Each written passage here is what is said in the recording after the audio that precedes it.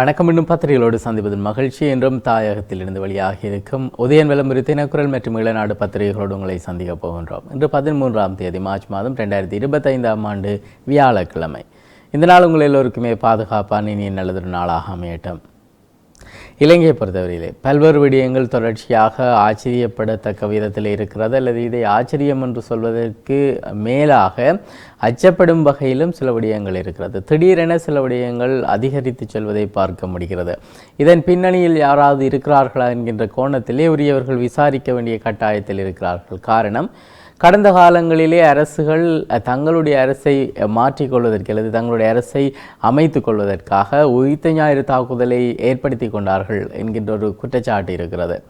மீண்டும் அவ்வாறான ஒரு தாக்குதலை நடத்தவோ அல்லது அது சார்ந்து வன்முறைகளின் ஊடாக அந்த ஆட்சி அதிகாரத்தை கைப்பற்றுவோ முனையுமாக இருந்தால் அந்த தரப்பு இப்பொழுது பாதிக்கப்பட்டதை விட அதிகளவு பாதிக்கப்பட வாய்ப்பு இருக்கிறது என்கின்ற விடயங்கள் விமர்சனங்களாக வைக்கப்படுகின்ற போது ஆங்காங்கே நாட்டிலே பல்வேறு சட்ட சிக்கல்கள், அதாவது சட்டத்துக்கு எதிரான செயல்பாடுகள் இடம்பெறுவதாக சொல்லப்பட்டு வந்திருக்கிறது. குறிப்பாக தொடர்ச்சியாக ஒரு துப்பாக்கி கலாச்சாரம் இடம்பெற்றது. அதாவது துப்பாக்கி சூட்டு சம்பவங்கள் தொடர்ச்சியாக பதிவாகி வந்தது.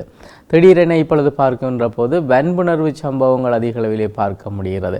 எனவே இது ஏதாவது ஒரு குழப்ப நிலையை தோற்றுவிப்பதற்காக செய்யப்படுகின்ற செயல்பாடா என சிந்திக்க தோன்றுகின்ற அளவுக்கு இவை இப்பொழுது மலிந்து கிடக்கின்றன. குறிப்பாக பெண் மருத்துவர் ஒருவர் அனுராதபுரம் பகுதியிலே குறிப்பாக அவர்களுடைய உத்தியோகபூர்வ இல்லத்தில் வைத்து துஷ்பிரயோகத்துக்கு உட்படுத்தப்பட்ட விடயம் நாடளாவிய ரீதியிலே பெரும் அலையை ஏற்படுத்தி இருக்கிறது.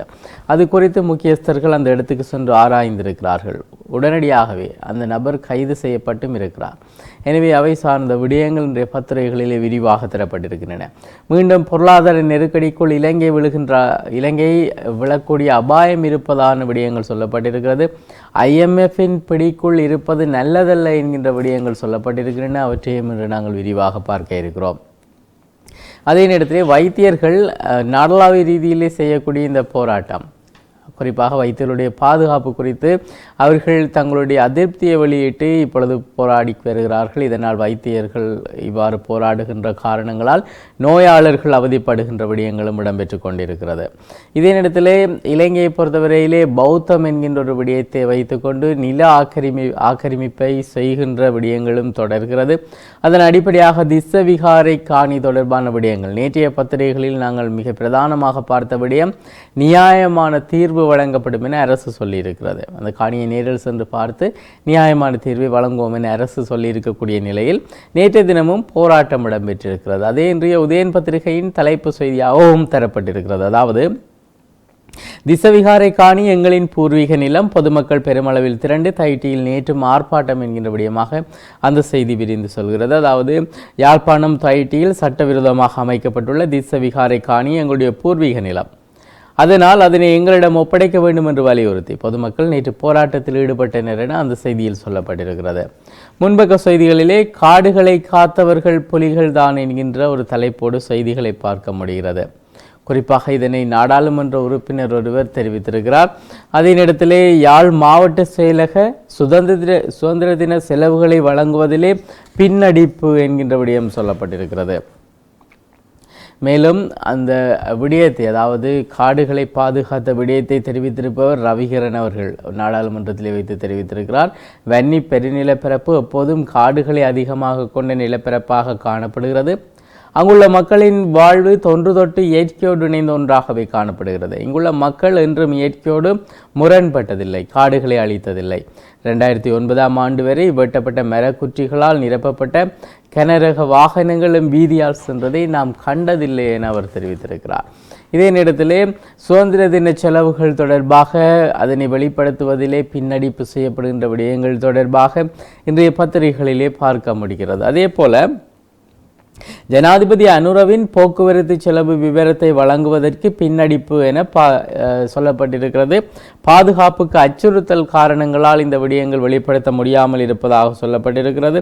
எனவே இது தொடர்பான விடயங்கள் விரிவாக பார்க்கப்படுகிறது. ஜனாதிபதி அனுரகுமார திசாநாயக்க கடந்த ஜனவரி மாதம் 31ஆம் தேதி யாழ்ப்பாணம் வந்து சென்ற நிலையிலே அவரின் போக்குவரத்து செலவு தொடர்பான தகவல்களை வழங்குவதற்கு ஜனாதிபதி செயலகம் மறுத்திருக்கிறது. எனவே இந்த இரண்டு விடயங்களும் கிட்டத்தட்ட இந்த தகவல்களை வெளியிடுவதை குறித்து அங்கே பின்னடிப்பு செய்வதாகவும், அதாவது அந்த செலவினங்களை வெளிக்கொணர்வதிலே பின்னடிப்பு செய்வதாகவும் சொல்லப்படுகிறது. எனவே இது குறித்து முச்சந்தி முன்னிலை தன்னுடைய கருத்தை பதிவு செய்திருக்கிறார். ஒளிச்சு மறைச்சு செய்யினமெண்டா ஏதோ வில்லங்கம் இருக்கும் போல என அவர் தெரிவித்திருக்கிறார். எனவே அது என்ன விடயம் என்பதை உரியவர்கள் ஆராய்வார்கள் என்கிற நம்பிக்கையோடு புலிகளின் நீச்சல் தடாகம் பயன்படுத்துவதற்கு அனுமதிக்குமாறு ஆளுநரிடம் கோரிக்கை வைக்கப்பட்டிருக்கிறது. அது இப்பொழுது இராணுவத்தினர் வசம் இருக்கிறது.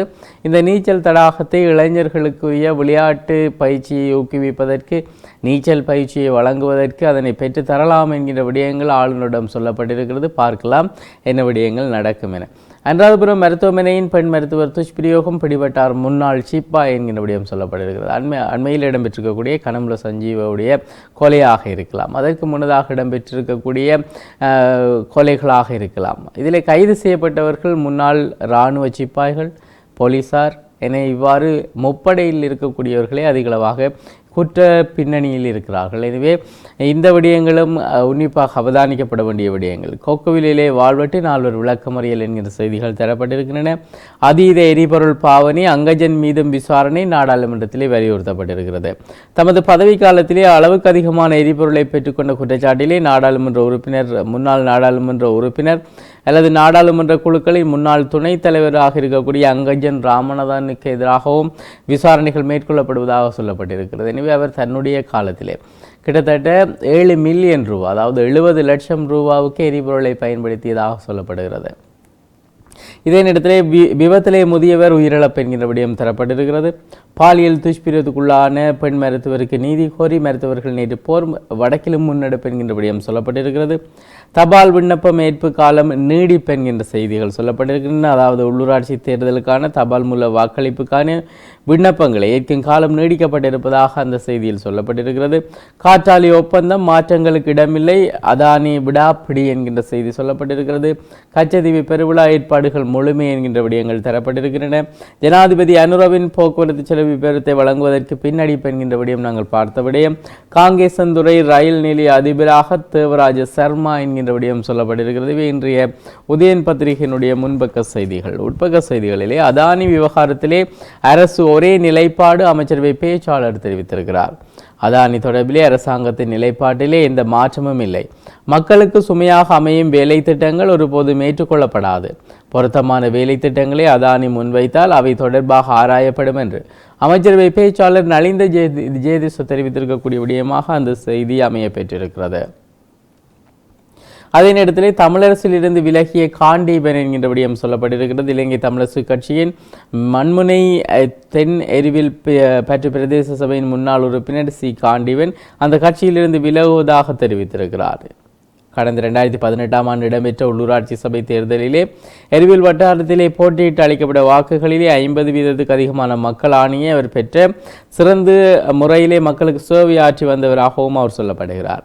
கட்சியின் ஜனநாயக பண்புகளுக்கு முரணாக எனக்கு வேட்பாளரிடம் தராமல் புறக்கணிக்கப்பட்டு இருப்பதை தொடர்ந்து அவர் இந்த முடிவை எடுத்ததாக சொல்லப்படுகிறது. எனவே இது குறித்து அங்கே உரியவர்கள் அவதானம் செலுத்த வேண்டும். காரணம், ஏற்கனவே தமிழரசு கட்சி நிறைய பிரச்சனையை சந்தித்து கொண்டிருக்கிறது. இந்த நிலையில் புதிய பிரச்சனைகளாக இவை உருவெடுக்க விடாமல் பார்ப்பது அந்த கட்சியில் இன்று இருக்கக்கூடியவர்களது முக்கிய விடயமாக இருக்கிறது. அனைத்து முறைமைகளும் படிப்படியாக மாற்றப்படும் பிரதமர் ஹரணி தெரிவித்திருக்கிறார். நாட்டின் அனைத்து முறைமைகளும் ஆட்சியாளர்களின் பாதுகாப்புக்காக அவர்களின் தேவைக்கேற்றவாறு மாற்றப்பட்டுள்ளன. தற்போதைய அரசாங்கம் அனைத்து முறைமைகளையும் மக்களுக்கு சேவையாற்றுவதற்கேற்ற வகையிலே படிப்படியாக மாற்றி வருவதாக அவர் தெரிவித்திருக்கிறார். நலிவிட்டோருக்கு அரசாங்கத்தால் தென்னங்கன்றுகள் என்கின்ற விடயம் சொல்லப்பட்டிருக்கிறது. விமானத்தில் சில்மிஷம் யாழ் முதியவர் ஒருவர் கைதாகி இருக்கிறார். இந்தியாவின் மும்பையிலிருந்து கட்டுநாயக்க விமான நிலையத்துக்கு வந்த விமானத்தில் பயணித்த யாழ்ப்பாணத்தைச் சேர்ந்த தமிழர் ஒருவர் நேற்று கைது செய்யப்பட்டிருக்கிறார். யாழ்ப்பாணம் நயினாதீவைச் சேர்ந்தவரும் தற்போது ஸ்வீடன் நாட்டில் வசிப்பவருமான 65 வயதுடையவரே இவ்வாறு கைது செய்யப்பட்டிருக்கிறார். குறித்த நபர் அதிக மது போதையிலே சக பயணிகளிடம் மிக மோசமாக நடந்து கொண்டுள்ளதுடன் விமான பணிப்பெண்ணிடமும் பாலியல் ஷர்ட்டையில் ஈடுபட்டதாக அந்த செய்தியில் சொல்லப்பட்டிருக்கிறது. மேலும் செய்திகளிலே தரவு கட்டமைப்பு தவறென்றவர்களே அது ஏற்கும் நிலைமை ஏற்பட்டுள்ளதாக நாமல் ராஜபக்ஷ தெரிவித்திருக்கிறார். குடும்பங்களுக்கான நாடு இலங்கை முதலிடம் என்கின்ற விடயம் சொல்லப்பட்டிருக்கிறது. உலகின் குடும்பங்களுக்கு மிக உகந்த நாளாக இலங்கை முதலிட தரவரிசைப்படுத்தப்பட்டிருக்கிறது. இதே நேரத்திலே பல முக்கிய செய்திகளை இன்றைய பத்திரிகைகளிலே பார்க்க முடிகிறது. சுபோதினி ஆணைக்குழு சிபாரிசை செயல்படுத்த நடவடிக்கை எடுங்கள், கஜேந்திரகுமார் எம்பி நாடாளுமன்றத்திலே வலியுறுத்தியிருக்கிறார். கல்வியலாளர்களுக்கு நாம் அதிகபட்ச ஆதரவை வழங்க வேண்டும், அவர்களுக்கான சம்பளம் போதாது, அதிபர்கள் ஆசிரியர்கள் எடுக்க முயற்சியின் அளவுக்கு அவர்களின் நல்லெண்ணத்துக்கும் போதிய வெகுமதிகள் கிடைப்பதில்லை என அவர் வெளிப்படுத்தியிருக்கிறார். இதே நேரத்திலே மேலும் பல செய்திகளை பார்க்க முடிகிறது. இஸ்லாமிய விவகாரங்களிலே அர்ஜுனா மூக்கை நுழைக்கிறார் என்கின்ற விடயம் இஸ்லாமிய தரப்பால் சொல்லப்பட்டிருக்கிறது. அவை சார்ந்த விடயங்களும் விரிவாக தரப்பட்டிருக்கின்றன. மேலும் வலம்புரி பத்திரிகையை பார்க்கலாம். தலைப்பு செய்தியாக தரப்பட்டிருப்பது பெண் வைத்தியர் வன்கொடுமை எதிரொலி, நாடு முழுவதிலும் முடங்கியது வைத்தியசாலை சேவைகள் என சொல்லப்பட்டதாக அந்த செய்தி தரப்பட்டிருக்கிறது. அனுராதபுரம் போதனா வைத்தியசாலையிலே பெண் வைத்தியர் ஒருவர் வன்கொடுமை செய்யப்பட்டதுக்கு எதிர்ப்பு தெரிவித்து நாடு முழுவதிலும் இருக்கக்கூடிய வைத்தியர்கள், தாதியர்கள், மருத்துவ பணிப்பாளர்கள் பணி புறக்கணிப்பில் ஈடுபட்டதால் வைத்தியசாலை சேவைகள் ஸ்தம்பிதம் அடைந்ததாக அந்த செய்தியில் குறிப்பிடப்பட்டிருக்கிறது. மருத்துவர்களுக்கு நீதி கோரி அனுராதபுரத்திலே, அதாவது அந்த குறித்த மருத்துவருக்கு நீதி கோரி அனுராதபுரத்திலே ஆர்ப்பாட்டம் மேற்கொள்ளப்பட்டிருக்கிறது. வாகனங்களுக்கு விதிக்கப்பட்டுள்ள கட்டுப்பாடுகள் ஓரிரு ஆண்டுகளில் தளர்த்தப்படும் என்கின்ற விடயம் சொல்லப்பட்டிருக்கிறது. நிமோனியாவால் ஏழாலையிலே ஒருவர் மரணம் என்கின்ற செய்தியும் பார்க்க முடிகிறது. புதுக்குடியிருப்பிலே மோட்டார் சைக்கிள் மோதியதிலே குடும்பஸ்தர் ஒருவர் உயிரிழந்திருக்கிறார். இந்த விபத்து உயிரிழப்பு சார்ந்த செய்திகள் தொடர்ச்சியாக நாளாந்தம் எங்கேயோ ஒரு இடத்திலே நடைபெற்று கொண்டுதான் இருக்கிறது. இப்பொழுது இது புதுக்குடியிருப்பில் இடம்பெற்ற செய்தி வெளிவந்திருக்கிறது. வேலை நிறுத்த போராட்டத்தை வைத்தியர்கள் கைவிட வேண்டும், சுகாதார அமைச்சர் நலிந்த ஜேதிச கோரிக்கை வைத்திருக்கிறார். அனுராதபுரம் விவகாரம், கைதானோருக்கு எதிராக நடவடிக்கை எடுக்கப்படும், சபையிலே பொது பாதுகாப்பு அமைச்சர் தெரிவித்திருக்கக்கூடிய விடயம் தரப்பட்டிருக்கிறது. சந்தேக நபரை உடனடியாக நீதிமன்றத்தில் ஆயர்படுத்துக அனுராதபுரம் நீதிவான் உத்தரவிட்டிருக்கிறார். அதாவது அனுராதபுரம் வைத்தியசாலையிலே பெண் மருத்துவரை துஷ்பிரயோகம் செய்த சந்தேக நபரை உடனடியாக நீதிமன்றத்திலே ஆயர்படுத்துமாறு அனுராதபுரம் பிரதான நீதிவான் நாலக சஞ்சீவ ஜெயசூரிய அனுராதபுரம் தலைமை போலீஸ் ஆய்வாளர் RNK ஜேவீரவுக்கு அறிவித்ததாக அந்த செய்தியிலே சொல்லப்பட்டிருக்கிறது. சண்டிலுப்பாயிலே குடும்பஸ்தருடைய சடலம் மீட்கப்பட்டிருக்கிறது. சம்பூர் மின் உற்பத்தி நிலையத்தின் நிர்மாண பணிகள் ஏப்ரல் மாதம் ஆரம்பிக்கப்படும், அடிக்கல் நாட்டு விழாவிலே மோடி பங்கேற்பார் என்கின்ற விடயங்களும் இன்றைய செய்திகளில் முன்பக்கத்திலே வலம்புரி பத்திரிகையில் பார்க்கக்கூடிய செய்திகள். தொடர்ந்து உட்பக்க செய்திகளிலே வைத்தியரின் வன்கொடுமை விவகாரம், பணி புறக்கணிப்பில் குதித்த அரசு வைத்திய அதிகாரிகள், நோயாளர்கள் அவதி என்கின்ற விடயம் புகைப்படத்தோடு கூடிய செய்தியாக தரப்பட்டிருக்கிறது. அதே நேரத்திலே பாடசாலைகளுக்கு விடுமுறை வெளியானது அறிவிப்பு என்கின்ற விடயம் தரப்பட்டிருக்கிறது. 2025 அரசு மற்றும் அரசு அங்கீகாரம் பெற்ற தனியார் பாடசாலைகளுக்கான விடுமுறை தொடர்பிலே அறிவிப்பு கல்வி அமைச்சால் நேற்று வெளியிடப்பட்டிருக்கிறது.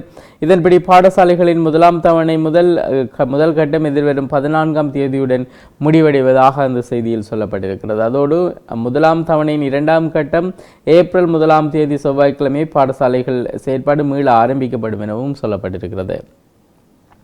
அதே நேரத்திலே பரீட்சைக்கு தோற்றும் மாணவர்களுக்கு 5 மணி நேர தூக்கம் அவசியம், விசேட மனநல மருத்துவர் அறிவுறுத்தி இருக்கக்கூடிய விடயங்கள் தரப்பட்டிருக்கிறது.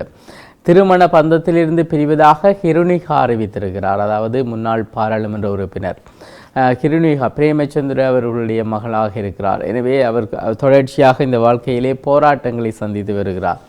அவர் தன்னுடைய தந்தையினுடைய மரணத்துக்கு அல்லது தன்னுடைய தந்தையினுடைய இறப்புக்கு நியாயம் கோரி நீண்ட நாளாக போராடியவர், பின்னர் மகளிரினுடைய விருத்திக்காக போராடியவராக சொல்லப்படுகிறார். எனவே அவர் இப்பொழுது திருமண பந்தத்திலிருந்து பிரிவதாக அறிவித்திருக்கக்கூடிய விடயம் தொடர்ச்சியாக வாழ்க்கையிலே போராட்டங்களை சந்திப்பவராக அவர் சித்தரிக்கப்படுகிறார். இதே நேரத்திலே தினக்குரல் பத்திரிகையை பார்க்கலாம். தலைப்பு செய்தியாக கொடுக்கப்பட்டிருப்பது மீண்டும் பொருளாதார நெருக்கடிக்குள் இலங்கை விழும் அபாயம், IMF உதவியை தவிர்ப்பதே நல்லது, மத்திய வங்கியின் முன்னாள் ஆளுநர் கலாநிதி இந்திரஜித் குமாரசுவாமி தெரிவித்திருக்கக்கூடிய விடயம் தரப்பட்டிருக்கிறது. நாட்டின் தற்போதைய பெரும்பாக பொருளாதார மீட்சியை தொடர்ந்து தக்க வைத்துக் கொள்வதற்கு கட்டமைப்பு ரீதியிலான மறுசீரமைப்புகளிலே வலுவாக அவதானம் செலுத்துமாறும் அவற்றை தொடர்ந்து முன்னெடுக்குமாறும் சுட்டிக்காட்டப்பட்டுள்ள நிலையில் இலங்கை மத்திய வங்கி ஆளுநர் சிரேஷ்ட பொருளியலாளரான கலாநிதி இந்திரஜித் குமாரசுவாமி மீண்டும் சர்வதேச நாணய நிதியத்திடம் நிதியுதவியை நாட வேண்டிய அவசியம் இருக்காதவாறு நாடுவதாக இருந்தால் இருந்தால் அதனை தவிர்ப்பது நல்லது என்கின்ற ரீதியிலே தன்னுடைய கருத்தை வைத்திருக்கிறார். முன்பக்க செய்திகளிலே விபத்தில் சிக்கிய முதியவர் உயிரிழந்திருக்கக்கூடிய துயர செய்தி பார்க்க முடிகிறது. வடக்கு கிழக்கிலே புதிய கூட்டணி, சைக்கிள் சின்னத்திலே போட்டி என்கின்ற விடயம் சொல்லப்பட்டிருக்கிறது. மக்கள் காணிகளை திருடும் அரசாங்க திணைக்களங்கள், புலிகளால் வனம் பாதுகாக்கப்பட்டது. ரவிகரன் அவர்கள் தெரிவித்திருக்கக்கூடிய விடயம் தரப்பட்டிருக்கிறது. வடக்கு கிழக்கிலே இபிடிபி தனி வழி என்கின்ற ஒரு விடயம் சொல்லப்பட்டிருக்கிறது. அது நடைபெற உள்ள அதிகார சபை, உள்ளூர் அதிகார சபை தேர்தலிலே வடக்கு கிழக்கிலே இபிடிபி வீணை சின்னத்திலே தனித்து போட்டியிட இருப்பதாக அந்த செய்தியில் சொல்லப்பட்டிருக்கிறது. கொக்குவில் பகுதி வாழ்வெட்டு சம்பவம், சந்தேக நபர்கள் கைது என்கின்ற விடயம் சொல்லப்பட்டிருக்கிறது. மாணவர்களுக்கு அறிமுகமாகிறது சுரேஷா திட்டம் என்கின்ற விடயம் சொல்லப்பட்டிருக்கிறது. புகைப்படம் இணைக்கப்பட்ட செய்தியாக அந்த செய்தி தரப்பட்டிருக்கிறது. அன்றாபுரம் வைத்தியருக்கு நீதி கோரி பணி புறக்கணிப்பு இடம்பெற்றிருக்கிறது. அதன் போது எடுக்கப்பட்டிருக்கக்கூடிய புகைப்படம் இணைக்கப்பட்டதாக அந்த செய்தி தரப்பட்டிருக்கிறது. வேட்புமனு தாக்கலின் போது தேர்தல் சட்டம் குறித்து அவதானம் அவசியம் என்கின்ற விடயங்கள் சொல்லப்பட்டிருக்கின்றன. தமிழரசுக்கு 17 சபைகள், சுமந்திரன் பகல் கனவு, விக்னேஸ்வரன் நையாண்டி என்கின்ற விடயம் சொல்லப்பட்டிருக்கிறது. வைத்தியரின் தொலைபேசிக்கு வந்த அழைப்புகள் ஊடாக புலன் விசாரணை என்கின்ற விடயம் சொல்லப்பட்டிருக்கிறது. அன்றாதபுரம் போதனா வைத்தியசாலையின் வைத்தியர் விடுதியிலே 32 வயதான பெண் வைத்தியர் ஒருவர் கத்தி முனையிலே பாலியல் துஷ்பிரயோகத்துக்கு உட்படுத்தப்பட்ட சம்பவம் தொடர்பிலே விரிவான விசாரணை மேற்கொண்டு சம்பவத்துடன் தொடர்புடைய சந்தேக நபரை உடனடியாக நீதிமன்றத்திலே ஆயர்படுத்துமாறு அன்றாதபுரம் பிரதான நீதிவான் சொல்லியிருக்கக்கூடிய விடயம் விரிவாக தரப்பட்டிருக்கிறது. அதே நேரத்திலே உட்பக்க செய்திகளில் அரசின் கொள்கை பிரகடனத்துக்கும் வரவு செலவு திட்டத்துக்கும் இடையே பாரிய இடைவெளி என்கின்ற விடயம் தரப்பட்டிருக்கிறது. மேலும் பல செய்திகளை பார்க்க முடிகிறது. பிக் மேட்ச் தொடர்பாக போலீசாரின் எச்சரிக்கைகளும் இப்பொழுது வழங்கப்பட்டு வருகிறது. அதாவது பாடசாலைகளுக்கு இடையிலான கிரிக்கெட் போட்டியின் போது விதிகளை மீறுபவர்களுக்கு எதிராக சட்டத்தை அமுல்படுத்த போலீசார் மிகுந்த அவதானத்தோடு இருப்பதாக பதில் போலீஸ் ஊடக பேச்சாளர் தெரிவித்திருப்பதாகவும் அந்த செய்தியிலே சொல்லப்பட்டிருக்கிறது. பேருந்தை முந்தி செல்ல முயன்ற மோட்டார் சைக்கிள் விபத்தில் என்கின்ற செய்தி புகைப்படத்தோடு கூடிய செய்தியாக தரப்பட்டிருக்கிறது. தமிழ் மக்கள் கூட்டணி 16 சபைகளில் போட்டி என்கின்ற விடயம் சொல்லப்பட்டிருக்கிறது. மேலும் அன்றாதபுரம் பெண் வைத்தியர் மீதான கொடூர சம்பவத்துக்கு விரைவில் நீதி வேண்டும் என சொல்லப்பட்டதான செய்திகளும் பார்க்கப்படுகிறது. தண்டனைகளிலிருந்து பாதுகாக்கப்பட்டதன் துணிவே முன்னாள் படைத்தரப்பின் குற்றங்கள் அதிகரிப்பு, வலி கிழக்கு முன்னாள் தவிசாளர் நிரோஷ் தெரிவித்திருக்கக்கூடிய விடயம் தரப்பட்டிருக்கிறது. அமெரிக்க தூதரக அதிகாரிகள் குழு யாழ் பல்கலைக்கழகத்துக்கு விஜயம் மேற்கொண்டிருக்கிறார்கள். அதன் போது எடுக்கப்பட்டிருக்கக்கூடிய புகைப்படங்களோடு அந்த செய்தி விரிவாக தரப்பட்டிருக்கிறது. கிளிநொச்சி குளப்பகுதியிலே சுற்றுலா மையம் திறந்து வைக்கப்பட்டிருக்கிறது. அவை சார்ந்த விடயங்கள் தரப்பட்டிருக்கின்றன. மாணவர் பாராளுமன்றத்தை கலைக்கும் அமர்வு என்கின்ற விடயம் சொல்லப்பட்டிருக்கிறது. அதாவது அச்சுவேலி மத்திய கல்லூரியின் மாணவர் பாராளுமன்றை கலைக்கும் அமர்வு நேற்று முன்தினம் கல்லூரிய தியான அரங்கிலே இடம்பெற்றதாக சொல்லப்பட்டு அந்த செய்தி தரப்பட்டிருக்கிறது. மேலும் பல செய்திகளை பார்க்க முடிகிறது. இது எனக்குத்தான் தனது நாட்காலியுடன் பாராளுமன்றத்திலிருந்து வெளியேறிய ஜஸ்டின் ட்ரூடோ தொடர்பான செய்தியும் தரப்பட்டிருக்கிறது. மேலும் ஈழநாடு பத்திரிகையை பார்க்கலாம். தலைப்பு செய்தியாக தரப்பட்டிருப்பது பெண் மருத்துவர் வன்புணர்வு, படை விட்டோடி சிப்பாய் கைது, திருடிய கைபேசி காட்டி கொடுத்தது என்கின்ற விடயம் சொல்லப்பட்டிருக்கிறது. பணி புறக்கணிப்பால் நோயாளர்கள் நிற்கதி எனவும் குறிப்பிடப்பட்டிருக்கிறது. குற்ற சந்தேக நபர்களுக்கு எதிராக சட்ட நடவடிக்கை எடுப்போம் என பொதுமக்கள் பாதுகாப்பு அமைச்சர் தெரிவித்திருக்கக்கூடிய விடயங்கள் தரப்பட்டிருக்கின்றன. நாளை வரை மருத்துவர்களின் பணி புறக்கணிப்பு தொடரும் அரசு மருத்துவ அதிகாரிகள் சங்கம் தெரிவித்திருக்கிறது. இதனத்திலே விபத்திலே காயமடைந்தவர் உயிரிழப்பு என்கின்ற செய்தியும் பார்க்க முடிகிறது. அன்றாதபுரம் மருத்துவமனைக்கு சென்ற சுகாதார அமைச்சர் நலிந்த என்கின்ற செய்திகள் தரப்பட்டிருக்கின்றன. அதே போல சட்டத்துக்கு அமைய வேட்பு மனு தாக்கல் செய்யாவிடில் நிராகரிப்பென தேர்தல் ஆணையாளர் தெரிவித்திருக்கிறார். யாழ் போதனா மருத்துவமனை வைத்தியர்களும் வேலை நிறுத்தம் புகைப்படத்தோடக்கூடிய செய்தியாக தரப்பட்டிருக்கிறது. அன்றாதபுரம் மருத்துவமனைக்கு சென்ற சுகாதார அமைச்சர் நலிந்த என்கின்ற செய்தி மீண்டும் நாங்கள் பார்க்கக்கூடிய விடயம். போதைப் பொருளுக்கு மாற்றாக 150 வகை மருந்துகள் பயன்பாட்டிலே அடிமையாகும் இளைஞர்கள் அதிகரிப்பு என்கின்ற விடயம் சொல்லப்பட்டிருக்கிறது. ராஜிதவுக்கு முக்கியத்துவம், ஐக்கிய தேசிய கட்சிக்குள்ளே குழப்பம், கோபமடைந்த ரணில் என்கின்ற விடயம் தரப்பட்டிருக்கிறது. 20,000 மேலதிக கைதிகளால் சிறைச்சாலைகள் திணறுகின்றன நீதி அமைச்சர் சபையிலே சுட்டிக்காட்டியிருக்கிறார். இவை இன்றைய இளநாடு பத்திரிகையின் முன்பக்க செய்திகள். உட்பக்க செய்திகளிலே கொக்குவிலில் வாழ்வெட்டு இளைஞர்கள் 4 கைது என்கின்ற விடயம், நகர அபிவிருத்தி அதிகார சபையினரை சந்தித்தார் ஜனாதிபதி அனுர என்கின்ற செய்திகளும் தரப்பட்டிருக்கின்றன. அதே போல மோட்டார் திணைக்கள அதிகாரிகள் மீது அரசு கணக்காய்வு பற்றிய குழு அதிருப்தி, விசாரணையின் போது திருப்பி அனுப்பப்பட்டனர் என்றும் செய்திகளிலே குறிப்பிடப்பட்டிருக்கிறது. அதாவது மோட்டார் வாகன திணைக்களம் தேவையான கருத்துக்களை முன்வைப்பதற்குரிய தயார்படுத்தல்களுடன் வராமை தொடர்பிலே அரசாங்க கணக்குகள் பற்றிய குழு தன்னுடைய அதிருப்தியை வெளிப்படுத்தி இருக்கிறது. மீண்டும் அரசியலுக்கு வர லொஹான் ரத்வத்த முடிவு என்கின்ற விடயம் சொல்லப்பட்டிருக்கிறது. பெண்ணை மரத்தில் கட்டி வைத்து தாக்கினர் கூட்டுறவு அதிகாரிகள். சிலாபம் பகுதியிலே இந்த சம்பவம் பதிவாகி இருக்கிறது. இலங்கையில் வனவிலங்குகள் குறித்து எந்தவித கணக்கெடுப்பும் நடக்கவில்லை. அமைச்சர் KD லால்காந்த தெரிவித்திருக்கக்கூடிய விடயங்கள் தரப்பட்டிருக்கின்றன. இவை இன்றைய பத்திரிகைகள் இடம்பெற்றிருக்கக்கூடிய முக்கியமான செய்திகள். நாளாந்தம் உதயன் விளம்பரி தினக்குரல் மற்றும் ஈழநாடு பத்திரிகைகளோடு உங்களை சந்தித்து வருகின்றோம். இன்று முக்கிய செய்திகளை தந்து விடைபெறுகின்றோம். விடைபெறும் நான் ஹோஸ்டோ. என்னோடு கலையகத்திலே சிவம் அவர்கள் இணைந்திருக்கிறார். மீண்டும் பத்திரிகைகளோடு உங்களை சந்திக்கிறோம். நன்றி.